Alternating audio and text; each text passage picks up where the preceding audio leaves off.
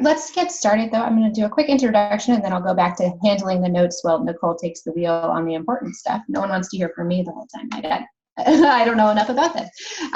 So I am Danny Delaney. I'm with ANCA, the Center for Businesses in Transition, and we're really excited to be able to work together cooperatively. All sorts of different organizations throughout the region are part of the Center for Businesses in Transition, and Clarkson has stepped up to the plate to really sort of work together to sort of see the needs of retiring business owners. But in the wake of COVID-19 and everything that's happening, we realized that this sort of e-commerce functionality and help with web development to make sure that folks can service their customers right away is something that is an immediate and pressing need that we can all work together on. I saw that a number of our partners are on the line: St. Lawrence Chambers, Ticonderoga Chamber, Dan Kelleher from the APA, all sorts of different organizations. So I won't list them all now, but if you are interested in the Center for Business and Transition or anything that ANCA does, you certainly can reach out to me afterwards. But without further ado, I just wanted to sort of welcome you. Thank you so much, Nicole, from Breaking Even Communications for presenting this webinar.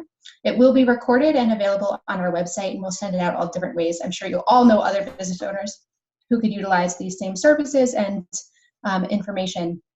So feel free to share it out far and wide after this program. We want to just make sure that as many people as possible who need these kind of resources have the opportunity to access them. Thank you so much for being here, and enjoy.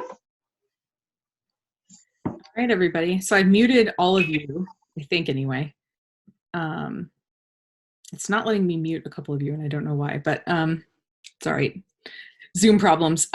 So feel free to put any questions you have in the chat window. We're going to have time during the presentation, and we'll have time. Oh crap, I'm frozen.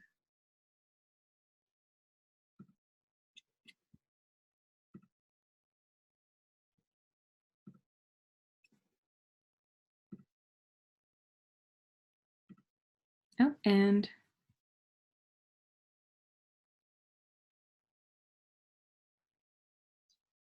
oh, okay, I'm not frozen to some people. Okay, great. I'm just frozen to myself.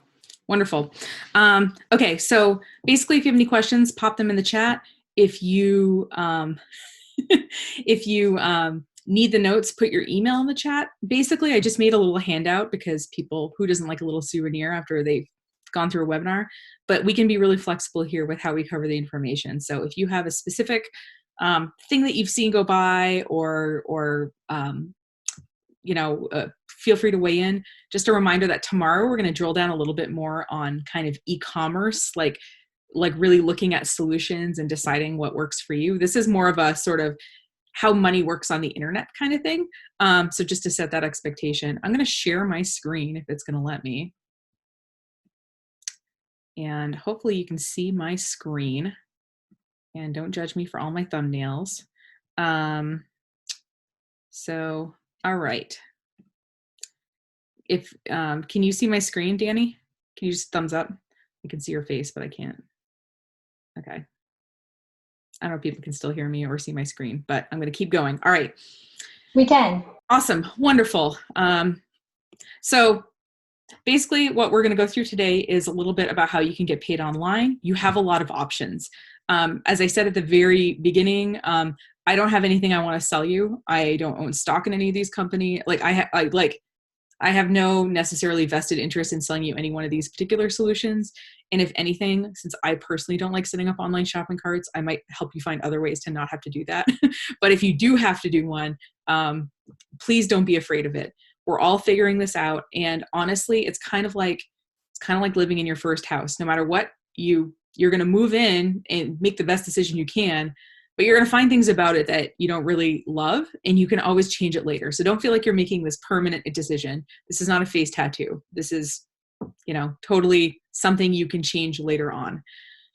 So the very first thing, obviously, you're going to want probably a separate bank account for this business. You probably already have one. And you're probably going to want also an EIN number. So I know that as a sole proprietor, and a lot of you might be, you can just use your Social Security as your business number.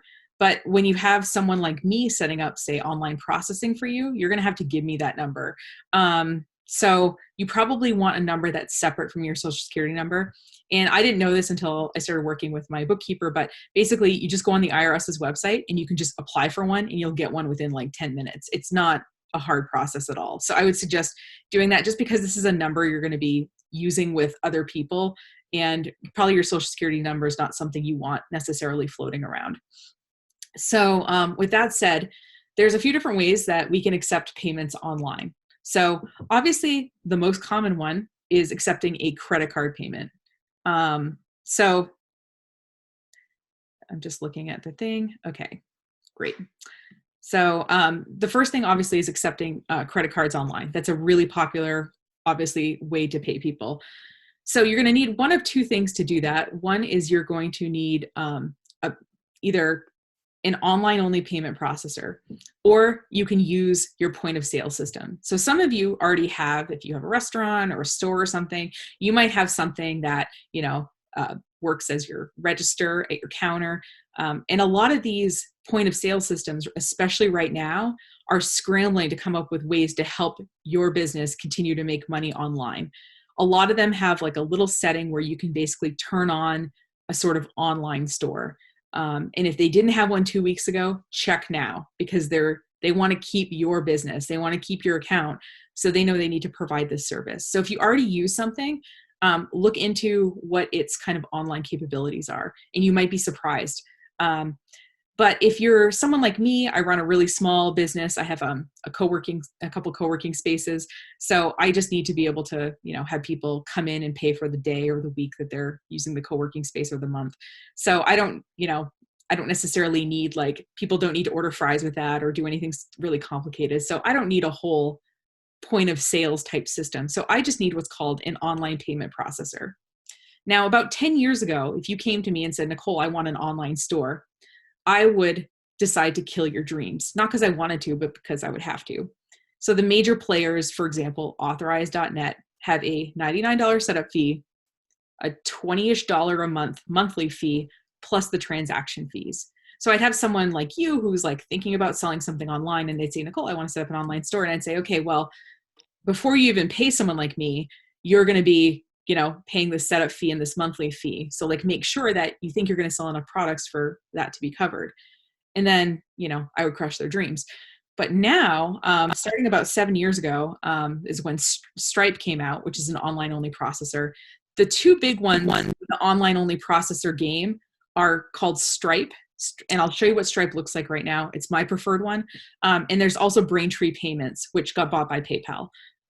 What you'll notice as we go through this presentation is I will say things like Square, PayPal, and Amazon throughout, because you don't really get into mom and pop payment processing. You're going to go big or you're going to go home. And a lot of these companies, even if they start off as small, have been kind of acquired by bigger companies because they had a good idea. So, but the two online only processors basically are the go-between between your website, or payment form or whatever, and your bank account. You do not want to be liable for storing people's credit card information. If your website, you don't want to hold that on your website. If your website gets hacked, you are responsible.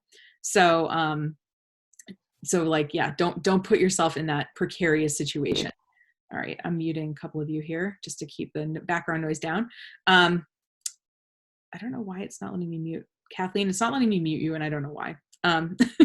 But feel free to do with that information what you will. So like I said, so Stripe and Braintree Payments are basically the go-between between your website and your bank account, because you do not want to ever see someone's credit card. And let me just show you how that works. So by the way, both of these, they're free to set up. So you make a free account, and you don't pay a monthly fee or a setup fee, but you pay a transaction fee. So let's take an example of a payment here. So this is my interface. And as you see, I have had $25 come in the last month, $23.97. I know, very exciting for me. But if we go under payments, we see every payment that has ever come in. Now let's take my friend Jen as an example. So as you see with Jen, now I'm not exposing Jen's information. You just see the last 4 digits of her credit card number. That's a little small, so let me zoom in on that a little bit. So as you see here, all we know is it's a Visa that ends in those 4 digits. Now let's say Jen wanted a refund. She was mad at me and she wanted her money back. If I click refund, even when I give her a refund, I don't see her credit card number. So what these companies do is they take on the liability of accepting credit card payments.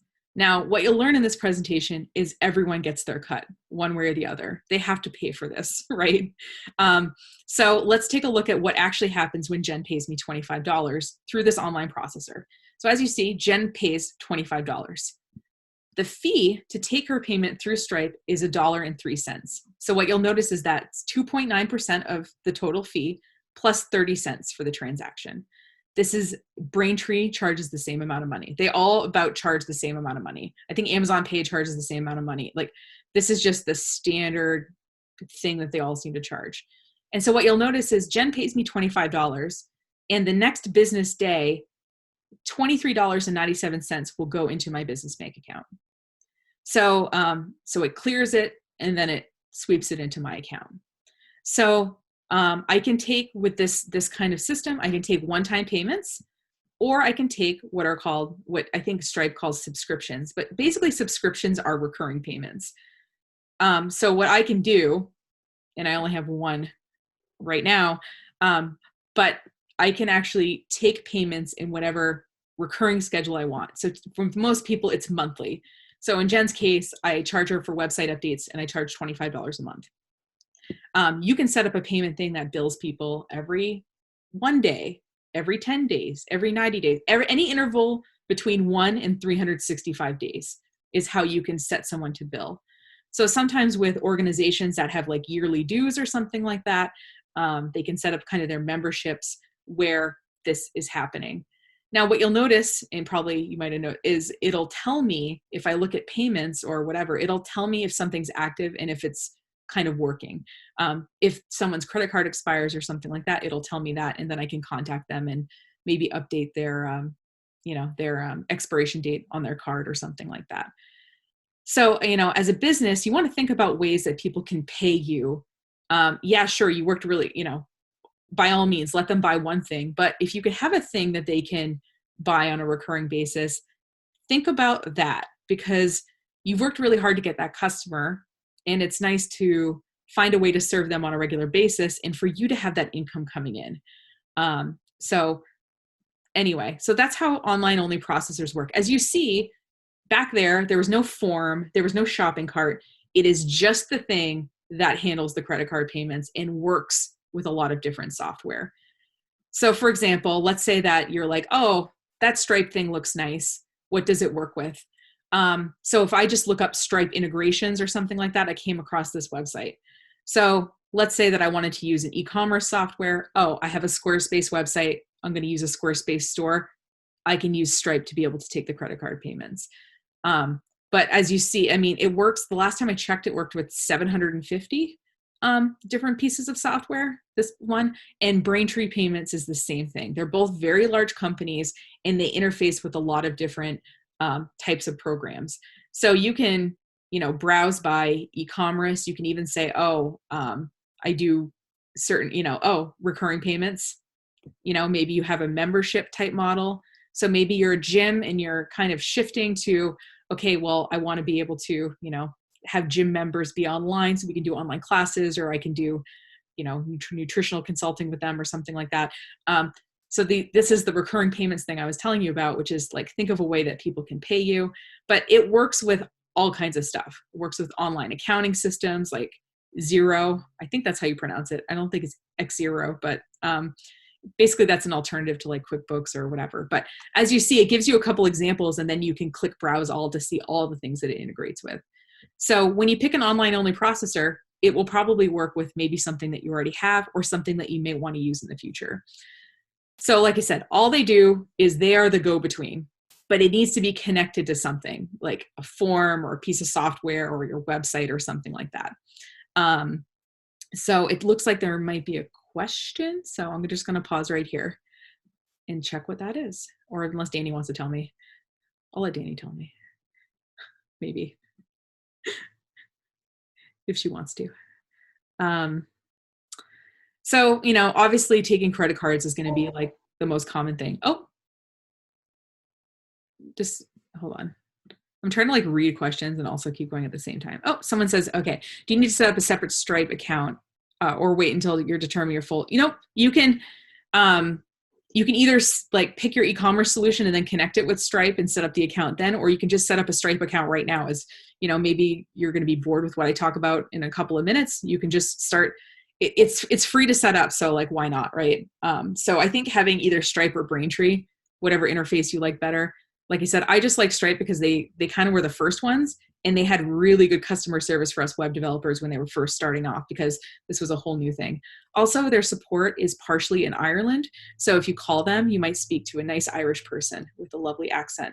And we had an issue a couple of years ago, which I'll tell you the story of if we had time.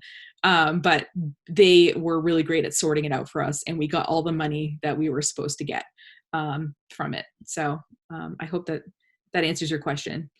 Oh, do you need to set up a separate, oh, crying baby. No problem, Danny. We got this. All right. So the other thing besides taking credit card payments that you might want to do is think about accepting bank transfers or ACH transfers. So if you get a paycheck, that's how your direct deposit works, is that, your money automatically goes, but you can make money go in your direction too.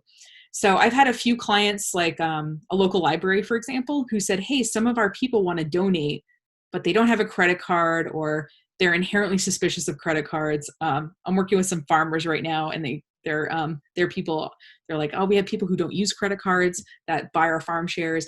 So another thing you can do through these, a payment form or an online shopping cart or something like that, is you can accept ACH transfers. Now, typically, these transaction fees tend to be lower. So remember, with the credit cards, we're paying 2.9% plus 30 cents a transaction. Okay, just to give you an example, QuickBooks for a bank transfer charges 1%. So because, obviously, like, I could probably steal some credit card information pretty easily, but it'd be a lot harder for me to get your banking information. So they're seen as kind of a more secure transaction, and you're basically moving money from theoretically one bank to another. So there's not like that so much processing that has to happen in between. So those are my two theories anyway. So, if you have some customers that, like, you're worried don't have credit cards or don't want to use them, you could offer this as an option. But I will say, and I had a guy who attended one of my workshops, and he said, oh, I have somebody who wants to buy my stuff in Africa, but he doesn't have a credit card. So he wanted me to send my bank information so he could set up a transfer. Okay. I get that from this story. There's multiple red flags that are probably going off for you as well. Don't do that. Don't give someone else your bank account information. If someone wants to send you a payment this way, you can set up a form and say, oh, you want to transfer me money? Here's the form that you can fill out with your banking information, and it gets encrypted so that I don't see it. So, there's plenty of, like I said, online form software in particular that will allow you to take an ACH transfer. Most people don't really, like, you're probably not going to buy a yoga mat with an ACH transfer. I mean, you might, but there's certain kinds of things that people seem to want to do that with. So I just kind of wanted to put that out there that, if you want to not deal with credit cards and still want to get money, you can offer that. And then the final thing, which has been getting more popular for me lately, is this app payments, so Venmo, which is owned by PayPal, Cash App, which is owned by Square. And there's tons of them out there. And I looked up before we started, I was like, okay, does Venmo have more of the market share or Cash App? They seem about equal. So just pick one. I will say Venmo, seems a little bit more, I don't know, millennial. So here is my Venmo account, which I started using in April of last year because I had a client who wanted to pay me. Yeah, there she is. She wanted to pay me via Venmo. And I don't know about you, but if someone wants to pay me money, I'll pretty much try anything. But I found myself using Venmo a bit more lately. So what Venmo allows you to do, and as you see here, I see like payments that I'm making and payments that are coming to me, I think. Actually, no, I don't.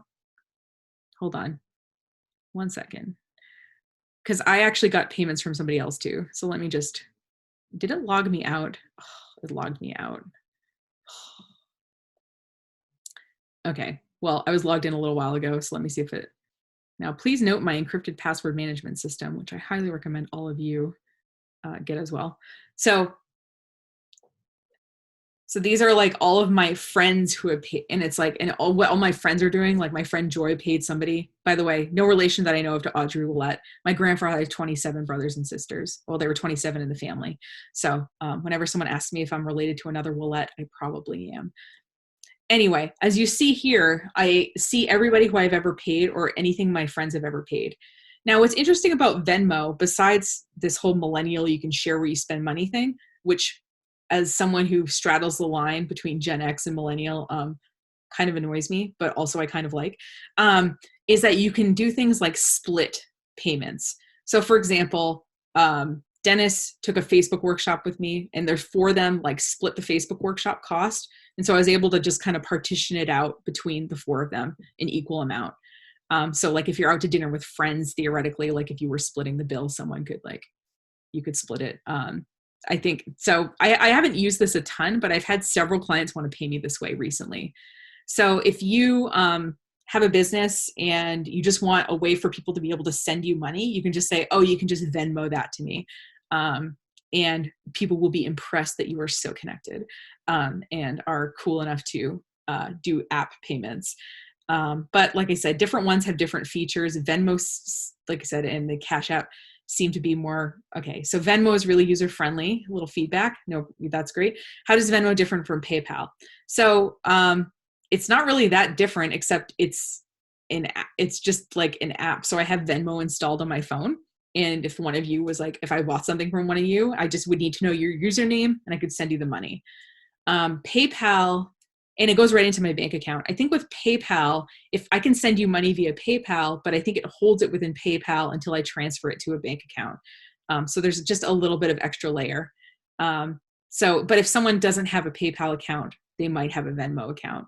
So you might want to just ask your customers, like if you were saying, hey, we're considering accepting some different forms of payment, what do you use? And you could just take a little survey. You might find that maybe your customers have PayPal and you could just accept it that way. And yes, and I have a question if Venmo integrates with POS systems. They seem to have some business services, which of course, hold on, I can get to from their main home.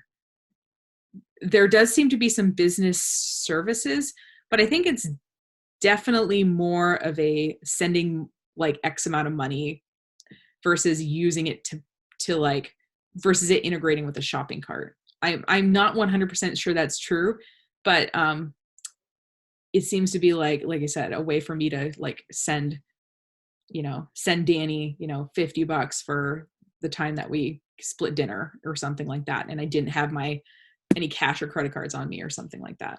But it does seem to have some businessy services that they've pretty recently launched.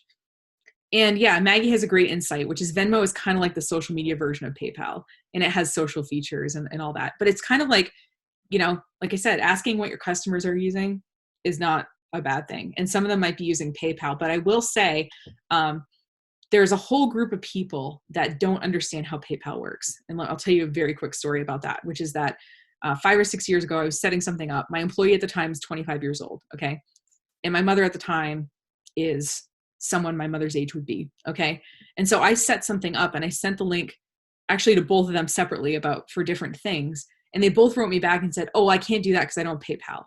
So they saw that PayPal logo and they assumed, oh, I can't use that because I don't have a PayPal login. Of course, those of us who grew up in the eBay generation, kind of in the middle of, a younger and an older type generation, understand that we can use a credit card to pay on PayPal. But people see that PayPal icon and they think early eBay days, I need a paypal.com account to use this. So I will say, if you're just putting PayPal on something and you find that people aren't filling it out, offer them another option, because it might just be that logo, and you can tell them until you're blue in the face that they can pay with a credit card and all that. They don't seem to know. And that's not your fault. That's kind of PayPal's fault for the way they marketed themselves initially.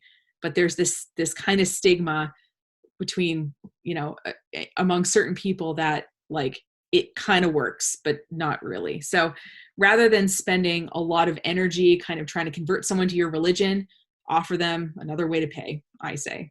But just kind of explore that as an option, because it's funny. A couple of people, like I said, recently I've said, oh, whatever, or I can, or do you do Venmo? And they're like, oh, I could totally Venmo you.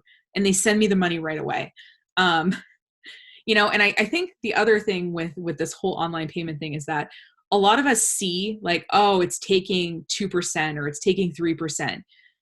But the amount of energy that you will spend trying to get that money, whether it's having your bookkeeper send a reminder invoice or waiting for that check to come in, having that money in hand is definitely worth something. I know for you guys, especially now.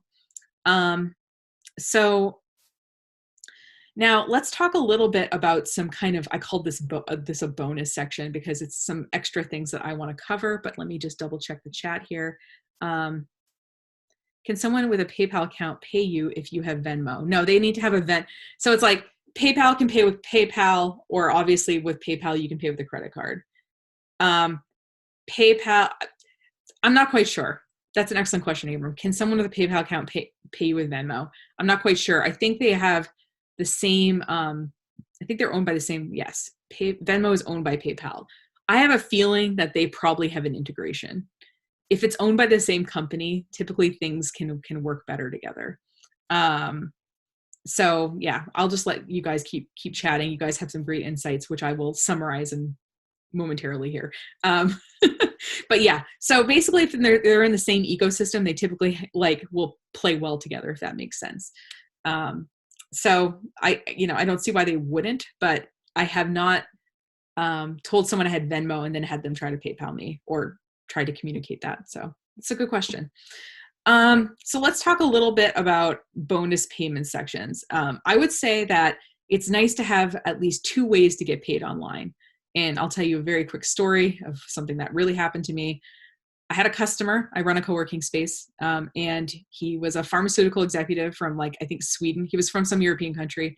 And he had one of those crazy credit cards that I've never really seen in real life, the black ones that are really thick, that you can tell cost more than most things that you might own. Anyway, he came in and he tried to pay me. So, and we tried the online form, which was integrated with Stripe, and it wasn't going through for whatever reason. Now, obviously this guy had enough money to pay me $20 to work for the day. So I ended up using Square because I have a backup Square thing, and it took that payment. It took it no problem. So I will say occasionally, something is not going to work. So you want to give someone, I didn't want to tell that guy, yeah, sorry, you can't spend $20 with me because my one payment system doesn't work. So have at least one backup. But a couple of things here that you might want to consider. First of all, if you have a large ticket item that you're asking someone to pay for, you'll probably notice that companies like Peloton, for example, and Wayfair, that's in companies that sell furniture, have the listed price of the item. So, a $2,000 couch, or you can have a payment plan of, and maybe it's interest free for a period of time, or maybe it costs something. So there's this whole crop of companies that have set up basically to create these payment plans. So Affirm has the same founder as PayPal. There's Bread, and then there's I found another one I was looking at leggings on the internet, and it was called Pay After or something, or Pay Later. And I could either buy the leggings, or I could spend $25 a month for 4 months on the leggings or something like that. It was multiple pairs of leggings, but I mean, they were kind of high-end leggings, obviously. But, I've seen this on Everlane and other clothing websites. And so I'm always surprised that okay, I understand for a big ticket item, but what about these smaller items? But how these different systems, how Affirm works anyway, is that the customer is charged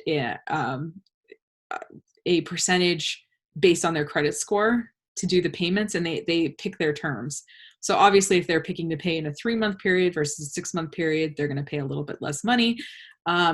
The merchant side of this was a little unclear without going through the whole sign-up process, and I didn't want to listen to a 45-minute software demo about it. But basically what I'm thinking is either they take some percentage or some, or some maybe flat fee of whatever money that you're getting. They're definitely getting paid to do it. Now, of course, you can just set up some kind of payment system yourself. As you saw with with the Stripe online processor, I can have recurring payments set up. So what I could do if I had a large ticket item that say cost $1,000 is I say, oh, you can pay $1,000 now, or you can pay $100 a month for 11 months, something like that. And then I could set it up where every 30 days they have a recurring payment taken out. It's kind of like taking out a little mini loan. But if you have, like I said, a larger ticket item or something like that people would like to pay over time, it's nice to offer them that option, or at least be a little bit flexible about it. Something else that I think you've probably seen as a customer, but probably haven't necessarily thought of as a regular business owner, is using digital wallets. So I was reading a stat in some email newsletter that like 10% of online payments, and this was like several months ago, were happening through Apple Pay, which I thought is crazy because, I'm like you guys, I'm like in a rural area. I don't see a lot of people like walking around with their cell phones, like tapping on, the little cafe sensor to pay things. But the part of digital wallets I think a lot of people haven't really thought of, myself included, is that, people can also use them to pay you. So I just went on, I just tried to find a website that had one. So I appreciate it. I pretended to start buying this yoga mat so I could get to this screen. But as you see here, I had my online cart, and then it asked me for my information. Now you'll notice that online shopping carts do this now, where they ask you for your email address as a first step. And the reason is so that they can send you an abandoned cart email later. So abandoned cart emails, oh wait, you forgot this in your cart, convert at over 60%. So companies really like to send them. And you'll notice pretty much every checkout process you do now will collect your email address so that they can do that. I'm guessing anyway, just my theory. I haven't gotten this one yet because I just did this today. So I'll have to let you guys know if you attend tomorrow whether I got you forgot your yoga mat in your cart. So I have obviously my shipping information, and then I get to my payment screen. Now, as you see here, most online shopping carts allow you to take more than one payment. So as you see here, it takes PayPal for those of us who use PayPal, but it also takes Amazon Pay. And you might ask yourself, well, how does that even work? Now, if you have an Amazon account, or if you have a Google account, or if you have an Apple account, you have a credit card stored basically in that system. So what Amazon Pay allows us to do is we can say Amazon Pay, and it pulls in all the credit cards I have stored on Amazon, and it lets me use one of the ones that I have there rather than me inputting it on this website.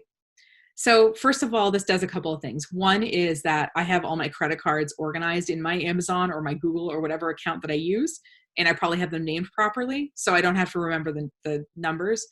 Second of all, I might trust Amazon or Google more than I trust this website, which I've never dealt with before. And so this allows me to sort of have to pay this website without necessarily having to reveal to them my information. So what companies like Amazon and Google and what's the other one, Apple, do is they basically do the processing for your business. And so they will hold your money and then release it, just like Stripe does or other services like it. And what was really interesting is that, so I had this turned on my e-commerce site for a couple of days. And I'll tell you why in a second. So I had it turned on and I got 5 orders, and like 4 of them out of the 5 used Amazon Pay. And I was feeling pretty smug. I was like, oh, my cart's converting better, whatever. I get an email from PayPal 2 days after saying, oh, hey, you sell gift certificates, which are a cash equivalent, and that violates our terms. So you can't use Amazon Pay. Oh, and we're going to have to hold your money for 180 days because you violated our terms. So I was all smug, but I didn't read the fine print. So, but if you're selling physical goods, it's not a problem you're probably going to run into. Just a little story about reading the fine print. Even someone like me doesn't do it all the time. So, but the idea of a digital wallet is that it's not a standalone option. I can't have taken someone through that whole shopping cart to buy the yoga mat only to offer them something like, oh, you can only pay for Amazon and that's it. We have to offer them another option, right? But as you see, PayPal also wasn't their only option. But a little quick story about, so PayPal, and I see some people in the chat, PayPal, listen, my college was doing a funding drive. I'll tell this story. And I had a really long story, but I was renting this giant house. Okay. So I'm on the 3rd floor of this giant house, And I realize it's 10 o'clock at night, and I look down, I'm checking my social media, and I see that my college is doing this funding drive. And I'm like, you know what? I should give them some money. But my wallet was all the way in my car. Okay. And so I'm just saying I'm not bragging about this big house I rented, but my wallet was far and it was 10, I was in bed, and I thought, oh, I know my PayPal login. So I went to click on the little donation form, and all they accepted was credit cards. They didn't accept PayPal, but I know my PayPal login by heart. So if they would have offered that, or an Amazon Pay or something like that, they would have gotten my money. But I didn't feel like, putting on all my winter gear and walking out to my car and finding my wallet and bringing it, So yeah, people are lazy, I guess, is the version of that story. And finally, just as for those of you who do a little bit more in the way of invoicing, maybe you're more of a services company or something like that, is that most online bookkeeping services allow you to take payments through them. So, as an example, QuickBooks charges 1% for an ACH transfer, but it charges up to 3.4 plus 25 cents for cards that are keyed in. Now, what you'll notice is that, and again, we're all in pandemic mode, so we're not accepting cards in real life, but if you physically scan a card, the processing fee is lower than if you key it in. And that's because obviously the likelihood of fraud is higher. I can probably steal some credit card numbers right now, but the odds are that I would have a physical credit card in my hand are a lot smaller. And so again, since their liability is lower, they charge less money. Now, like I said, and if you have some kind of bookkeeping in the cloud, you can turn this is typically turning it on. You have to connect it to your bank account. It might be, 5 to 10 minutes of your life. But like I said, if we're waiting to get paid, it feels like 3.4% is a lot, but the money goes right into your bank account. You don't have to wait for that check to come in. You don't have to remind people. You don't have to scan it, or deposit it, otherwise deposit it, however you do that. So just consider that. And if you want to, you can kind of up your prices a little bit to cover that cost to you. So give yourself a little cushion. I've never had anyone walk up to me and say, oh, I paid an extra $2.55 because I bought this online. It doesn't really happen. And so some people apparently have memorized their credit card numbers, which is good. Couple of, on the liability point, if someone has a chip and you have a chip reader, the liability is on them and not you if the charge is contested. Okay, great. That's a really good point. So you'll notice that Square, for example, has the little things that plug into your phone that you can scan, or it has the standalone things where people put the card in. And the little things that people put the card in cost a little bit more money, but it sounds like from a liability standpoint, there might be less. So thanks to the person who said that, who was just a number, so I can't refer to them by name. So, okay, great. What else? So we talked, the chicken fried lady, nice. So what else do you need, right? So obviously if you're using Venmo, you need a Venmo account, or QuickBooks, you need a QuickBooks account. But if you just want to accept credit cards or ACH transfers on your website or on some website, you might want to know what your options are. And we're going to cover this in a little bit more detail tomorrow, like the exact kind of mechanisms of how these different things work. We are just trying to divide up this content into 2 different presentations, so you didn't feel like you were stuck listening to me for 2 hours. So just if you feel like this is a little scant, we're going to get more into it tomorrow. But basically, we have a few options in terms of how to deal with money. And I thought I would just show you a couple examples to sort of illustrate my point. So our first option, which is a favorite of mine that I think is sort of people don't understand how cool they are, is payment forms. So basically what you need is some kind of online processor like Stripe or Braintree or something like that, and some actual form that takes information. And you can use this to collect open-ended amounts of money. So say like donations or paying an invoice, and I'll show you that in a second. You can use it to sell things like gift certificates that are also open-ended. So let's take a look at my friend Jen. She's great, but she did not want to pay me to set up her a whole shopping cart. So we have 3 forms on her website for Jen. So she's a coffee company. So we have this general pay invoice form, and I just put a fake amount in there, but people can put in whatever amount they want. So if I wanted to pay her $55, as you see the total amount. So all these are they one time, are they recurring? And then you put in your credit card information. So this just accepts an open-ended amount of money. And those of you nonprofit people who, who want to accept donations or memberships or something like that, this might be something that works for you. Now, Jen also understands that people might just want to try her product as a kind of one-time thing. So she has a one-off coffee ordering form. And if you're selling just a few products, online payment forms work fine. So, we have the credit card information. All right, so let's get to the coffee option. So we pick our roast. We pick whether we want whole bean or ground.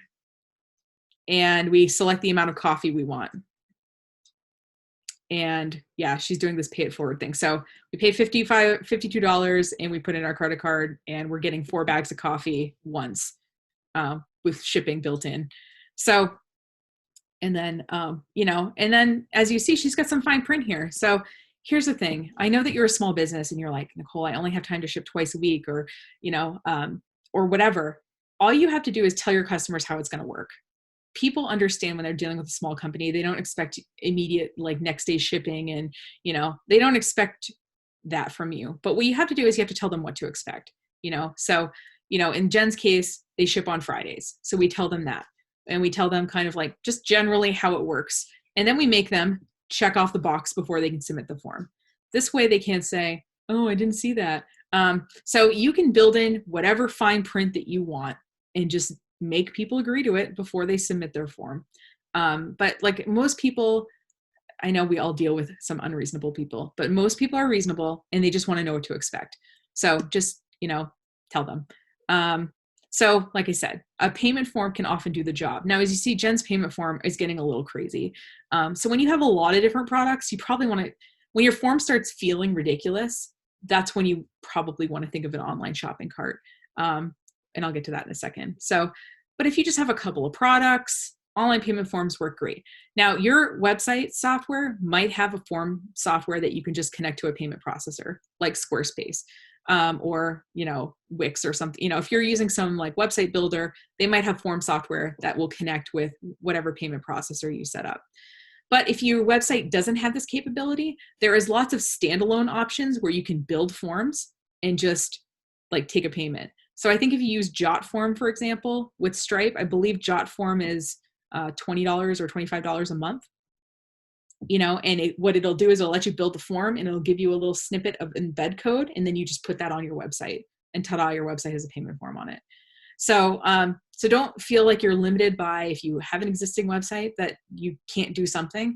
There's lots of options that, lots of form software out there that will take a payment that you can just integrate into your existing website.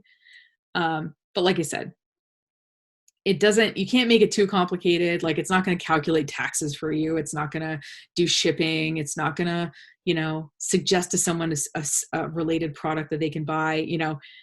It's a form that takes a payment is what it is. So, yeah. So just, in all of us, whether we're a nonprofit or for-profit, we all can sell gift certificates. We all have something, that we can use a payment form for, I think. Now, something I've discovered pretty recently is, so again, I mentioned that companies have been stepping up lately, right? But I guess MailChimp has had this for a while. I just kind of didn't really look into it. And Constant Contact has something that Brooke Rouse sent me that also lets you have a form like this. And it also, I think, distributes it to, like, it'll put it on Amazon for you. It'll put it on eBay for you and all that. I believe that's a paid thing. I'm not quite sure exactly how that works, but if you think about it, there is something in between a payment form and an e-commerce site. And what the name I've seen for it is called a shoppable landing page. So just for fun, I use MailChimp for my email marketing. I just threw this page together in about an hour. So first of all, this dog makes me really happy, and it reminds me of Maggie McKenna's dog somehow, who's on the call. So, we have this thing called, I have a co-working space right now. So we have virtual memberships that I'm trying to sell. And what this is, as you see, it's technically sitting on MailChimp right now. And it's just a landing page, just super basic. But when I click buy now, it's integrated with Square. So there's my virtual membership for $19 that people can fill out, and they can purchase it basically on a one page. I don't know why I click on things I don't mean to click on. But this idea of a shoppable landing page, now I could use my own domain if I wanted. I just didn't have a spare domain laying around. But but I could have used my own domain on there if I wanted. But it's kind of like if payment forms and online shopping cart, like it's kind of a hybrid between the two, as you saw. Like it looks kind of like a shopping cart, but you can only kind of buy one thing at a time, which could probably be annoying depending. So question here, JotForm integrates with Stripe. It does. So it takes care of the money submitted exactly by putting it in the bank account. Yeah. So JotForm is the form software. Stripe is the payment processor, and they have paired together. So yeah, totally. So basically, like I said, you need a way to take a credit card, and then you need a piece of software that'll interface with it. Sometimes the two come together. Like big companies like Squarespace are like, oh, well, we want to keep more of the money. So we want to charge people for the software and we want to make money off the processing. So they might do both. But so you can either have them both be two separate things that you integrate together, or you can use software that will do it all. But like I said, there's lots of options, and we'll get more into those like tomorrow. But I just kind of want to give people this idea that there are these things that exist, and you can, look these up and kind of see some other examples. It helps to have the right word sometimes to look something up. And then finally, what most of you are familiar with, obviously, is you have, typical like online stores, right? Where you put multiple things in your cart. And as you're looking at a product, it'll suggest you other products. Maybe you can put a shipping calculator in there. So you can kind of do some more fancy things. Now you kind of have to, if you have a lot of products, or if you like want to, most people on this, especially if you're doing retail and have lots of products, like you're going to need a cart, an online payment form where I'm buying a t-shirt, and then I have to be like, okay, I want a white t-shirt, and I wanted a medium t-shirt, and I wanted a women's size medium t-shirt, and I want one of them. And then I want, that becomes, when your payment form becomes a nightmare, is what tells you need e-commerce. So you basically have two options with e-commerce. One is you can use a system that somebody's already set up. So you can set up an eBay store or an Etsy store, or if you have a specific kind of thing you want to sell, like if you have clothing, you can set up a Poshmark account or something like that. Now, the biggest, benefit of this obviously is that they're pretty easy to set up. They make it really easy for you. You make your account, you start uploading your products, and, in a couple of hours, you're up and running. The biggest con of them is that if you, for example, are using eBay, and if someone makes an order, you actually don't get their email address because you're doing all your messaging and stuff through eBay.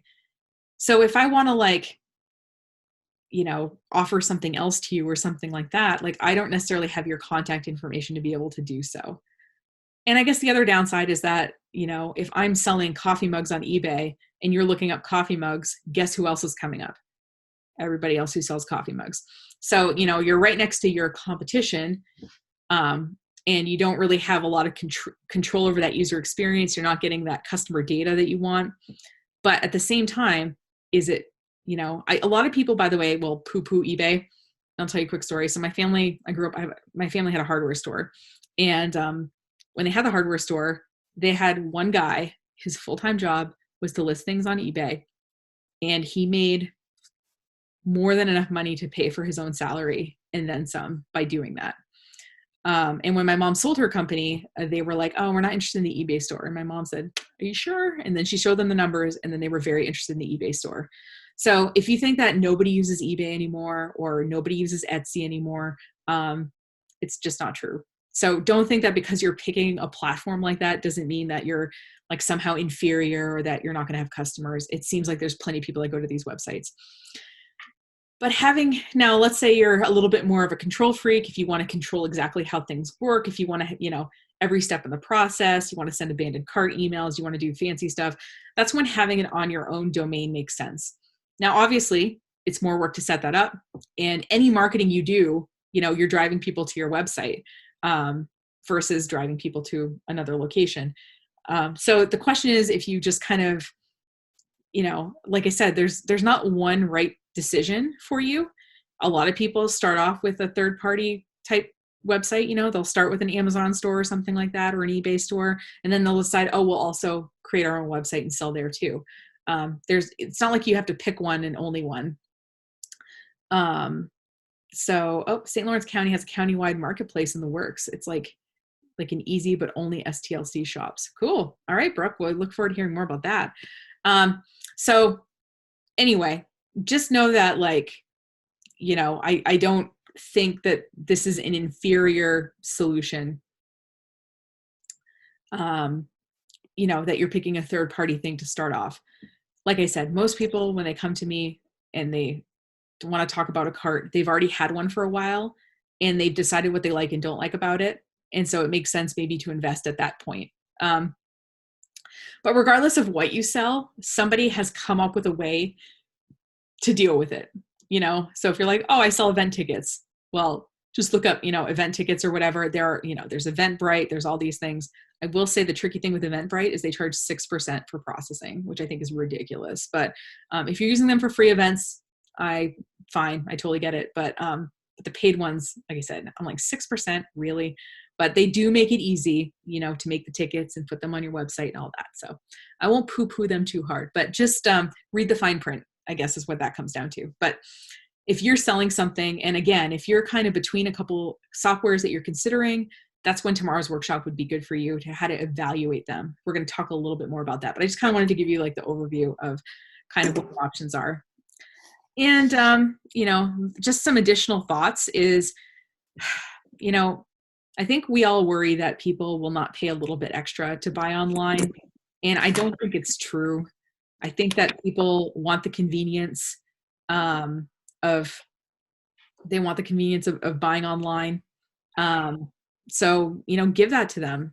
And people do have that, that want or that desire to do something helpful right now. And buying locally, like I said, like, let's take that energy and let's put it toward some usefulness. If you have a product that you make from scratch or maybe to specification, a lot of people worry about pre-selling products. Not banging your hand, Lily. We do it all the time. Okay, Stacy, I'm going to mute you because I don't. Okay, there we go. So, you know, think about if you do have something that takes maybe some effort to make, and that maybe you don't want to go through all that effort if someone doesn't buy it. Like, think about pre-selling, where people, and with online stuff, we do it with stuff all the time. I mean, the leggings I'm wearing right now, we're totally like a prepaid. They're like, oh, we're going to launch this thing and like prepay to get your deal now, or kind of thing. And I totally pre-bought these leggings and waited a month to get them, and they're lovely. But yeah, so don't feel bad as a business for pre-selling a product that doesn't exist yet, especially if you can show someone what it looks like and when it's going to be ready and all that. It can be a way for you to get the money to get the materials to produce the thing you need. And a lot of us are used to doing it. We're used to prepaying for stuff, and we understand that it can take some time between when we pay for it and when it actually gets out. So again, this is where communication is really helpful. You know, a couple of other things. In terms of shipping, feel free to, by the way, check me or tell me I'm totally wrong. With most every customer I've worked with, USPS shipping is the cheapest option. They will come up and pick up boxes for you. They will supply the boxes. But if you want to make double sure that I'm not lying to you, feel free to measure and weigh your products. And there's FedEx, UPS, and USPS shipping calculators online, and you can put your products into them and it'll tell you how much it costs to ship them without you having to go to all those locations to get an estimate for that. So, but honestly, with pretty much every customer I've ever worked with, that's usually your cheapest option in terms of sending stuff. And then basically, you know, if it feels like you're going insane, and I'm kind of seeing some stuff in chat where people are like, wait, does this do this? A lot of it integrates with, like, stuff integrates with other stuff. And a lot of big companies do multiple things that are branded slightly differently. So if you feel like you're going insane, it's because a lot of these things do multiple things at the same time. So, so if you find a solution and it's not something I talked about, it's just because there is like tons of stuff out there and you're not crazy. It's just that they're big companies. So, yep. So Danny says, questions about one-on-one e-commerce help or social media information about spreading the word with the Click Local campaign. Email Danny. Her email address is in the chat. But you also probably have it from signing up for this webinar as well. So basically that is pretty much all that I have to cover. does anybody have any questions or want me to spend a little bit more time on a particular topic? And feel free to unmute yourself, by the way. I muted all you guys at the start, but.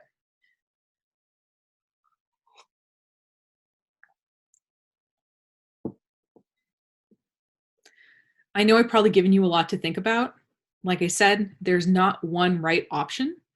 And if you just decide that you're just going to say, you know what, Nicole, I'm just going to take Venmo. I'm just going to put out there that I have Venmo now to my customers and let them prepay me that way. That's fine. If you say, oh, this has inspired me to set up a whole shopping cart, that's fine too. But a lot of these questions will probably, yes, as someone says, like a lot of these questions will be covered tomorrow. And again, can I go over every possible online shopping cart software out there? Not really, but can I at least give you kind of some questions to ask yourself as you're kind of choosing between like Shopify and Squarespace? Sure. But like I said, a lot of it is just kind of reading the fine print and trying to make it as easy for your customers as possible. I think a lot of us right now have kind of fatigue from thinking through kind of like, we've basically had to take our jobs and kind of rethink how we're doing them. So if you can think of a way that you can kind of package something together and make it really easy for people to buy it. I was working with a wine store and I said, listen, I don't feel like picking out 12 red wines that I want. Just, have a COVID red case and a COVID white case and put some different wines in there and just, sell it, so, there's a popular design book called Don't Make Me Think. It's about web and user experience design, but yeah. So, all right. So question okay. Did I cover how to sell from Facebook directly? Oh no, I could do that tomorrow though, Carol. I could talk a little bit about social selling. I didn't want to get too into the whole product catalog thing because it's a little complicated, but we can talk a little bit about how to sell on Facebook tomorrow for sure. And then Maggie, if you have both Stripe and PayPal, you can set up both options in the form. Yes, we can add PayPal to that form. Yes, you can have both Stripe or PayPal as an option in one payment form. Maggie, I want to do that, please. Sure, that sounds good. Yeah, so it's nice to have at least a couple of options. But yeah, you can have let people pick how they pay in your payment form, as well as the shopping cart.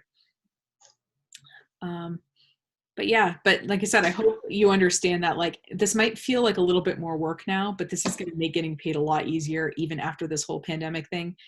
And even by you accepting one more thing, it's going to make you accessible to some more customers. Yeah, go ahead. Danny, was that you? Yeah, there's just one question I want to make sure that you may have missed in the chat, which is how is shipping to other states and sales tax taken care of by vendor or through Venmo, PayPal, or is it needed at this time? Well, I mean, you want to build it if if someone's just sending you a flat fee for money, you just want to build that into the price. In an online shopping cart, you can set up individual products as taxable or not taxable.